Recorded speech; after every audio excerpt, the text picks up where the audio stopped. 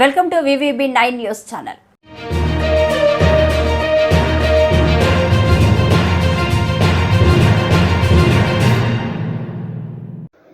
ఎన్టీఆర్ జిల్లా నందిగామ మానవత్వం చాటుకున్న నందిగామ పోలీసులు సిఐ హనీష్కు ఫిష్ మార్కెట్ వద్ద ఒక వ్యక్తి స్పృహ కోల్పోయి ఉన్నాడని సమాచారం రావడంతో వెంటనే అక్కడికి హెడ్ కానిస్టేబుల్ టి సీతారాములు పంపారు.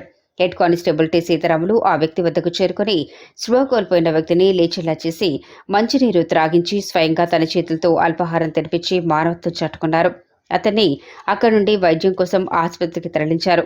లాఠీలతో బాధే కాకిలకు ఇంత మానవత్వం ఉంటుందా అని ప్రజలు నివ్వెరపోయారు.